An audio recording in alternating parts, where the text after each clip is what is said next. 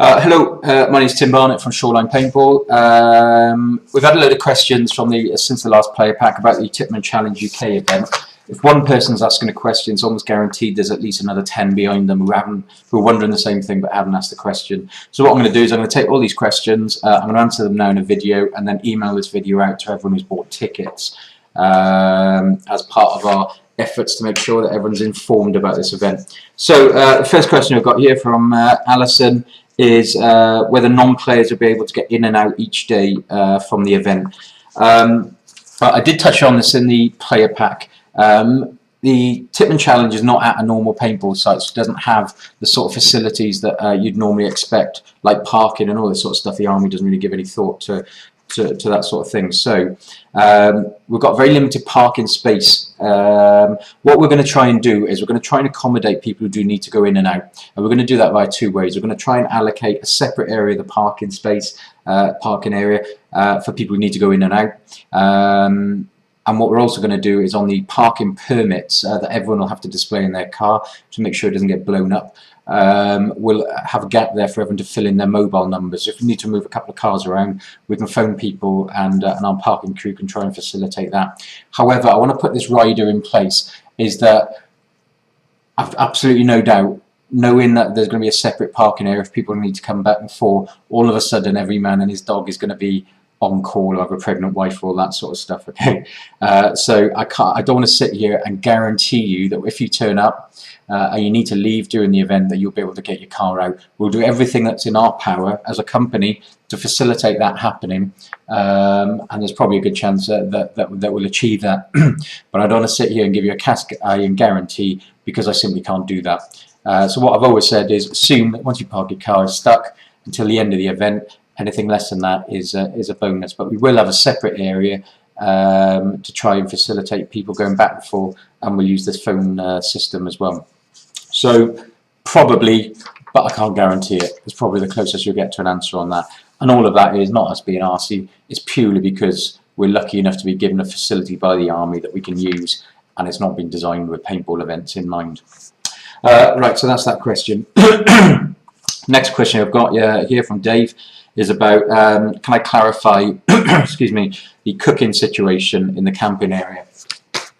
Yeah, it's pretty straightforward. The camping area is on a field which is the HLS, the helicopter landing site. All of that field, there's a chance that there may be discarded munitions. Probably not live, but more likely to be blanks, but they can still be dangerous. And so if you've got barbecues on the floor, or if people are discarding hot coals, or making bonfires and that sort of stuff, clearly there's a safety problem there. So the ruling is that we can't have any bonfires or any flames or any heat directly on the ground. That also applies to barbecues, because even if you've got a barbecue that's raised off the floor, you need to discard those hot coals somewhere, and as you know, coals can stay hot for up to 5 days. So barbecues, in terms of charcoal barbecues, are just out, because you've got nowhere to dispose of the hot coals that safely. Bonfires are out, any barbecues that sit on the floor are out as well. Any gas stoves that sit on the floor are also out, but there's absolutely no reason why you can't bring a gas stove or barbecue that's raised off the floor and cook on that if you want to. Absolutely no problem with that at all, as long as there's no fire on the floor. So hopefully that answers that question there. The next one, I've got a couple of questions here from a guy in the Netherlands, Dean. The first question is about parking again, asking the same question, can they get in and out? And I've already touched on that. Second question is, are people allowed to walk down to the car park after the kit taxis have stopped? And the answer to that is yes, you're welcome to. Nobody's allowed to sleep in the car park, but you can walk back and forth if you want after the kit taxis are closed.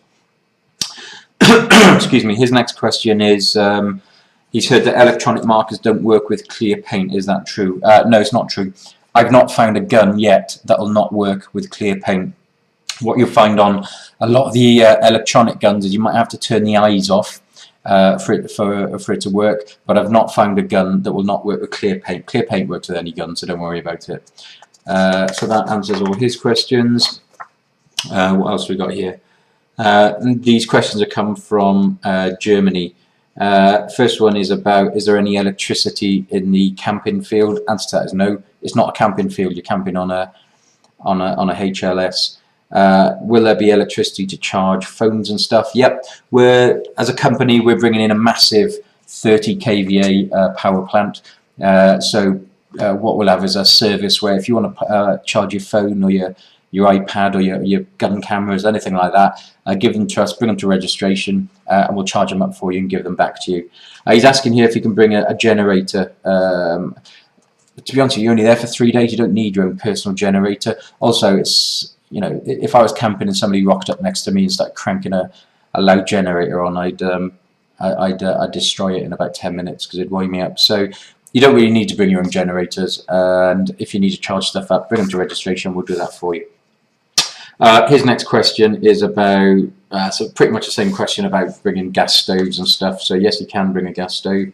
And his last question, well, he's got 2 more questions. One, is there water available on site? Yep, the caterers will obviously have loads of bottled water and all sorts of soft drinks which you can buy. And as you know, with Nightingales, they keep the prices right down. There is water on site if you want to clean stuff. The water on site is untreated, so unless you're boiling it, don't drink it. So that answers that. Are there showers on site? No. This is not a normal paintball site, is the mantra I keep on using.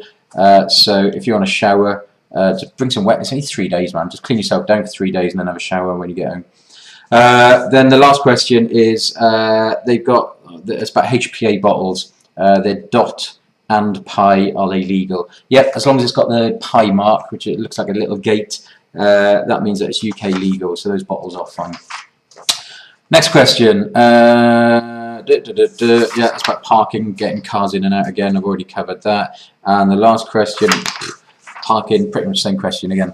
Clearly, a lot of people are asking about getting their cars in and out, and I can't be more clear than I've been on that.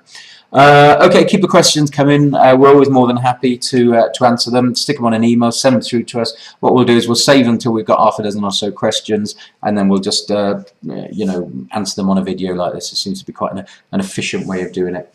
Okay, good. Thanks very much. Cheers.